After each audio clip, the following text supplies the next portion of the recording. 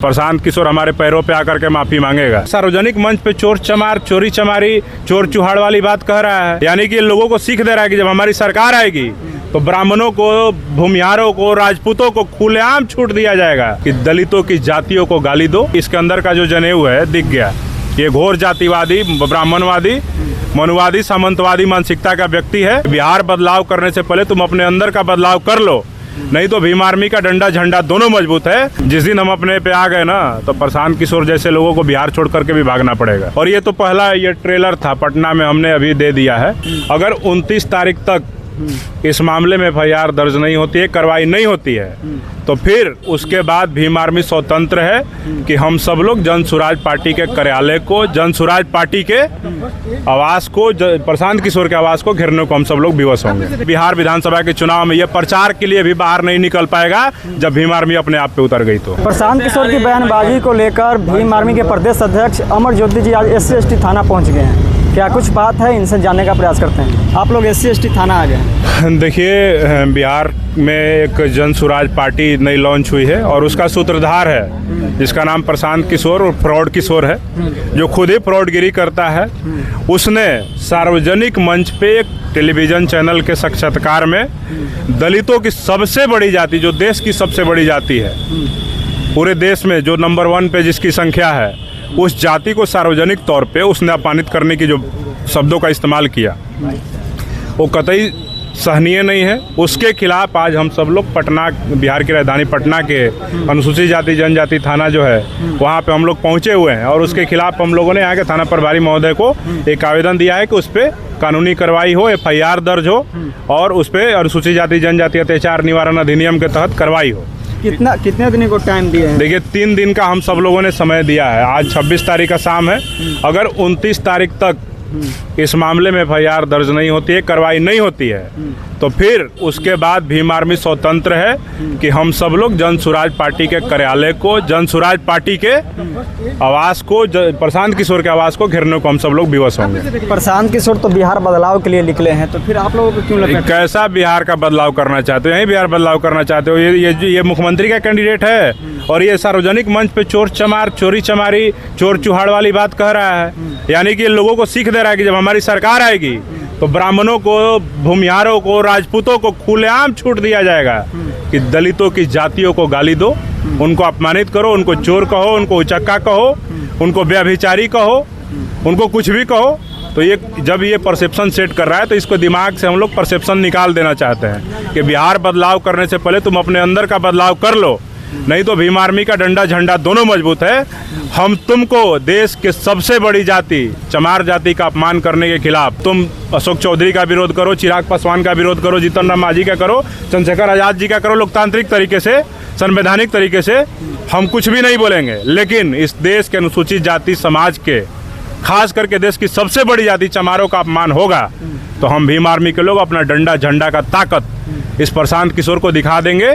और हम बता देते हैं कि इस बिहार विधानसभा के चुनाव में यह प्रचार के लिए भी बाहर नहीं निकल पाएगा जब भीम आर्मी अपने आप पे उतर गई। तो अच्छा, उनके पार्टी में आप ही के समाज के, दलित समाज के प्रदेश अध्यक्ष भी हैं और जो बाबा साहब भीमराव अम्बेडकर का लोगो भी लगा कर चलते हैं, तो फिर वो लोग क्यों नहीं? देखिए, दलाल हर जगह, ठीक है, और हर समाज का 100% लोग विचारधारा का और अपने महापुरुषों के आंदोलन को आगे नहीं बढ़ाता है। हर समाज के लोग भाजपा में भी हैं, RSS में भी हैं, कांग्रेस में भी हैं, जनसुराज में भी हैं, अन्य दलों में भी हैं। लेकिन जिस दिन से ये बात प्रशांत किशोर ने कहा, उस दिन से उसके पार्टी के कई हमारे समाज के जो नेता हैं वो मुझे लगातार संपर्क कर रहे हैं और कह रहे हैं कि ये घोर जातिवादी आदमी, हम लोग को लगता था कि बिहार बदल देगा, जाति पाति को ख़त्म कर देगा, लेकिन ये तो खुद ही जातिवादी है जो सार्वजनिक मंचों से चोरी चमारी जैसे शब्दों का इस्तेमाल करता है। जब घरों में बैठता है तो दलितों को अपमानित करने की बात करता है, मायावती जी के खिलाफ बोलता है और ये तमाम बातें करके ये समाज को अपमानित करने का काम करता है। तो वो लोग देखिएगा आने वाले समय में जब वो अपने गांवों में जाएंगे ना वोट मांगने के लिए, तो उनको भी अपमान झेलना पड़ेगा। तो मजबूर होकर के वो सब लोग जनसुराज से इस्तीफा देंगे। और सब लोग का मैं कह रहा हूँ कि जब जनसुराज के किसी दलित नेता का अपमान भी होगा ना तो भीम आर्मी ही उनकी रक्षा सुरक्षा करेगी, प्रशांत किशोर नहीं कर पाएगा। तो मैं वैसे नेताओं को भी मैं कह रहा हूँ कि देखिएगा समय आएगा वो सब लोग इस्तीफा दे देकर भागेंगे। अच्छा, आप दलित समाज से हैं, दलित समाज से चिराग पासवान, जीतन राम मांझी भी आते, तो वो लोग क्यों नहीं आवाज़ उठा रहे हैं? देखिए, समाज में पैदा हो जाना और समाज का प्रतिनिधित्व करना दोनों अलग अलग बातें हैं। और हम तो बिहार के अनुसूचित जाति जनजाति समाज के लोगों को कहेंगे कि आपने अब तक जिसको ताकत देकर के मजबूत किया, सांसद बनाया, केंद्रीय मंत्री बनाया, वो लोग आप देखिए कि इस देश के सबसे बड़े समाज के ऊपर इस तरह का अपमानित करने वाला बात, प्रशांत किशोर जो पॉलिटिकल फ्रॉड है वो इस तरह का अपमानित करने वाला बात कर रहा है। उसका जनेऊ खुद दिख गया ना, वो तो बताया नहीं रहा था पहले कि हम कौन जाति हैं। प्रशांत किशोर बन करके घूम रहा था, पता नहीं चल रहा था कि जात कौन है। लेकिन जिस दिन ये बात का उस दिन पता चल गया कि ये इसके अंदर का जो जनेऊ है दिख गया। ये घोर जातिवादी, ब्राह्मणवादी, मनुवादी, सामंतवादी मानसिकता का व्यक्ति है और ये दलितों को अपमानित करने का काम करता है। तो समाज को सोचना होगा, बिहार के 4 करोड़ जो अनुसूचित जाति जनजाति समाज के लोग हैं, अब इनको सोचना होगा कि आपने जिसको अब तक ताकत देकर के मजबूत किया वो आपके अपमान पे क्या कर रहा है।